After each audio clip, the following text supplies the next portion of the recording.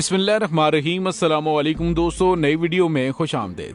दोस्तों, supreme court of Pakistan ने नून league की मंजी ठोक दी। वकील नाकाम, चेहरों पर हवाइयां उड़ने लगी, फुल बेंच की दरखास्त भी मुस्तरद, जबकि दूसरी जानिब अता तारड़ की भरी अदालत में इज्जत अफजाई हो गई।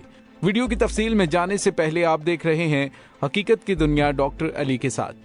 हमारा चैनल सब्सक्राइब करके घंटी के निशान को दबाना मत भूलिएगा। इस वीडियो को ज्यादा से ज्यादा फेसबुक, व्हाट्सएप और सोशल मीडिया पर शेयर जरूर करें। शेयर और लाइक करने के साथ साथ कमेंट बॉक्स में पाक फौज जिंदाबाद, पाकिस्तान पाइंदाबाद और पाकिस्तान के गुमनाम हीरोज को सलाम का नारा कमेंट जरूर कीजिएगा। दोस्तों, इस वक्त पाकिस्तान के अहम तरीन केस की समाअत सुप्रीम कोर्ट में चल रही है, लेकिन सुप्रीम कोर्ट पर प्रेशर डालने की हुकूमत की तमाम कोशिश नाकाम हो गई है। दोस्तों, बज़ाहिर सूरत हाल जो नजर आ रही है वो पाकिस्तान तहरीक इंसाफ के हक में है। समाअत का 1 घंटा मुकम्मल होने के बावजूद हमजा शहबाज और डिप्टी स्पीकर की लीगल टीम की तरफ से किसी एक भी सवाल का इत्मीनान बख्श जवाब ना आ सका। चीफ जस्टिस उमर अता बंदयाल ने वाज़ेह तौर पे कहा कि हमारे ख्याल में हमारा दिया गया फैसला बिल्कुल वाज़ेह है। दोस्तों, यहाँ पे आपको ये भी बताते चले कि आजम नजीर तारड़ ने खड़े होकर अदालत में बात करने की कोशिश की गई तो उसकी इज्जत अफजाई करते हुए उसे बिठा दिया गया। दोस्तों, अभी तक की मौजूदा सूरत हाल में जो सुप्रीम कोर्ट ऑफ पाकिस्तान की जानिब से रिमार्क्स दिए गए हैं उससे पता चल रहा है कि हमजा शहबाज की वजारत आला बचाने के लिए लीगल टीम के कमजोर दलाइल की वजह से नून लीग की मंजी ठुक चुकी है। कोर्ट रूम में मौजूद नून लीगी रहनुमाओं के चेहरों पर मायूसी फैल चुकी है, जबकि दूसरी जानिब डिप्टी स्पीकर के बाद हमजा शहबाज के वकील भी बुनियादी नुक्ते का जवाब देने में अब तक नाकाम नजर आ रहे हैं। दूसरी जानिब चीफ जस्टिस की जानिब से इस्तफसार किया गया कि पूरे मुल्क में आग लगाकर डिप्टी स्पीकर इस वक्त कहां पे है, जिसका अभी तक जवाब नहीं दिया जा सका। दोस्तों, यहाँ पे आपको ये भी बताते चलें कि सुप्रीम कोर्ट की अब तक की समाअत से वाज़ेह है कि 3 रुकनी बेंच का कोई मूड नजर नहीं आ रहा कि वो फुल कोर्ट की जानिब जाएंगे। फुल कोर्ट के हवाले से अभी तक मुतालबे को बेंच ने एक कान से सुनकर दूसरे से निकाल दिया है। दोस्तों, यहाँ पे आपको ये भी बताते चलें कि सुप्रीम कोर्ट में समाअत के दौरान जस्टिस एजाजुल हसन ने हमजा शहबाज के वकील से पूछा कि डिप्टी स्पीकर पंजाब असेंबली ने फैसले के कौन से हिस्से पर इन्हिसार किया उसका बताएं, जिस पर वकील हमजा शहबाज मंसूर अवान ने कहा कि फैसले के पैराग्राफ 3 पर डिप्टी स्पीकर ने इन्हिसार किया। इस पर जस्टिस मुनीब अख्तर ने कहा कि 14वीं तरमीम में आर्टिकल 63A शामिल किया गया। वकील हमजा शहबाज ने कहा कि 18वीं तरमीम के जरिए आर्टिकल 63A में मजीद वजाहत की गई। इस पर जस्टिस मुनीब ने सवाल किया कि आपके सियासी पार्टी के सरबराह के बारे में क्या कानूनी दलाइल हैं। वकील मंसूर अवान ने कहा कि जस्टिस शेख अजमत सईद के 8 रुकनी बेंच के फैसले के मुताबिक पार्टी सरबराह ही सारे फैसले करता है, जिस पर जस्टिस मुनीब अख्तर ने कहा कि आर्टिकल 63 असल वर्जन में 2-3 जाविये हैं। इस पर जस्टिस मंसूर अवान ने कहा कि आर्टिकल 63A में पार्टी सरबराह का जिक्र मौजूद है। जस्टिस मुनीब अख्तर ने कहा कि पार्टी पॉलिसी में वोट कास्ट करने से मुतालिक 2 अलग उसूल हैं।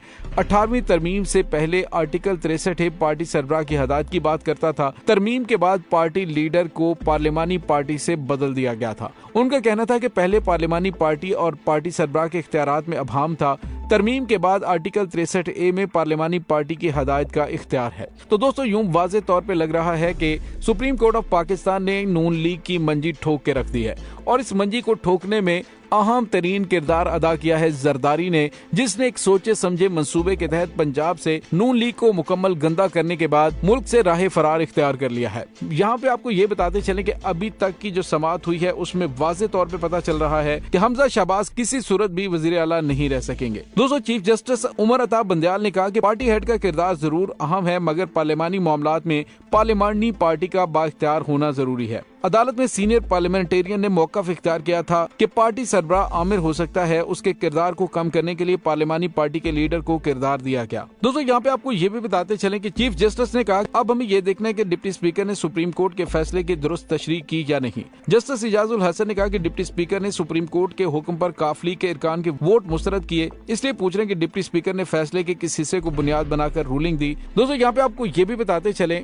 कि जस्टिस एजाजुल हसन ने अहम रिमार्क्स देते हुए कहा कि आइन डायरेक्शन और डिक्लेरेशन पर वाज़ेह है पार्टी हेड और पार्लिमानी पार्टी का रोल अलग अलग है। जस्टिस एजाजुल हसन ने हमजा शहबाज के वकील को मुखातिब करते हुए कहा कि पार्टी हदायत और डिक्लेरेशन 2 अलग चीजें हैं। उन्होंने कहा कि डिप्टी स्पीकर ने अदालती फैसले के जिस नुक्ते का हवाला दिया वो बताएं, जिस पर वकील हमजा शहबाज मंसूर अवान ने कहा कि पार्टी पॉलिसी के खिलाफ वोट मुस्तरद हो जाएगा। इस मौके पर जजेस का पहले बुनियादी सवाल का जवाब देने का हुक्म देते हुए जस्टिस मुनीब अख्तर ने कहा कि जो नुक्ता आप उठाना चाह रहे हैं वो हम समझ चुके हैं।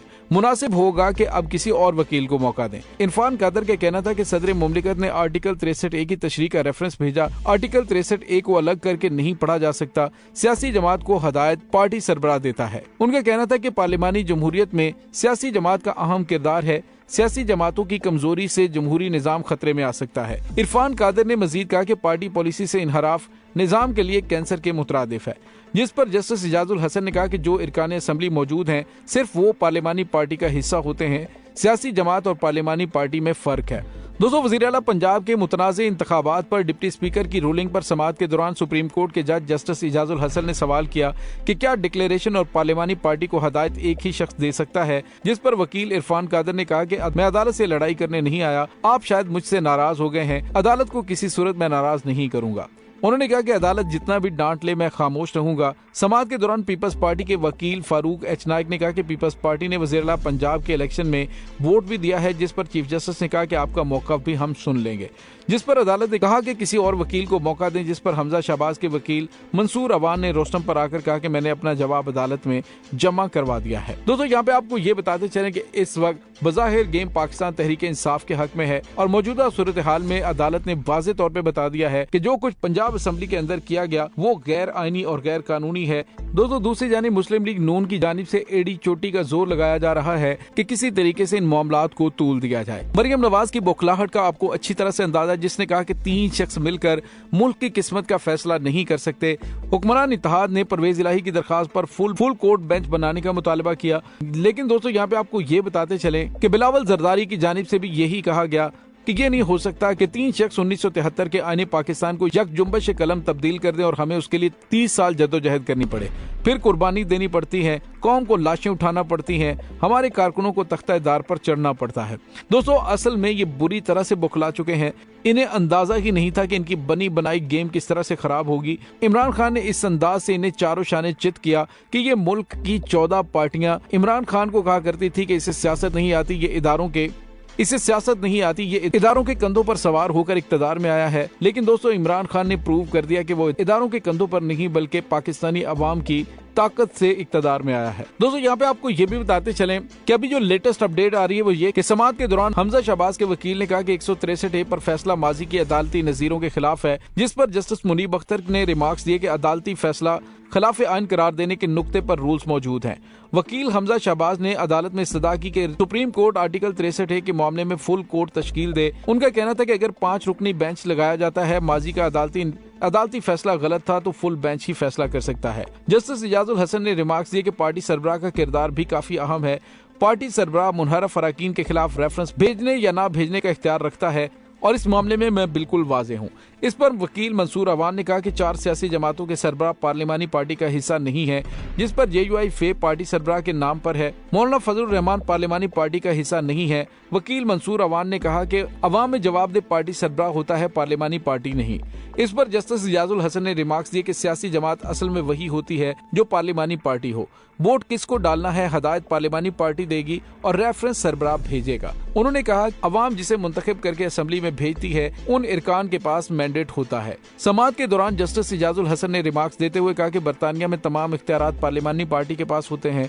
बरतानिया में पार्लिमान के अंदर पार्टी सरबराह का कोई किरदार नहीं होता। इस मौके पर वफाकी वजीर कानून आजम नजीर तारड़ रोस्टम पर आ गए। जजेस ने आजम नजीर तारड़ को बैठने का कह दिया, जिस पर उनका कहना था कि अहम हदायत मिली हैं, उनसे आगाह करना चाहता हूँ। इस पर जस्टिस इजाजुल हसन ने वफाकी वजीर कानून से कहा कि अपने वकीलों को हदायत से आगाह करें, अदालत को नहीं। तो दोस्तों, यूं सुप्रीम कोर्ट में बड़ा वाज़ेह तौर पर नून लीग को जवाब दे दिया गया है और बज़ाहिर चौधरी परवेज इलाही की जीत नजर आ रही है और लगता है कि अब हमजा शहबाज को एक बार फिर शेरवानी उतारनी ही पड़ेगी। दोस्तों, इस तमाम सूरत हाल के बारे में आपका क्या कहना है, कमेंट सेक्शन में अपने ख्यालात का इजहार जरूर कीजिएगा। इसके साथ ही डॉक्टर अली को इजाजत दीजिए। इंशाल्लाह बहुत जल्द मिलते हैं एक नई वीडियो में। तब तक के लिए अपना बहुत सारा ख्याल रखिएगा। पाक फौज जिंदाबाद, पाकिस्तान पाइंदाबाद, पाकिस्तान के गुमनाम हीरोज को सलाम, अल्लाह वारिस।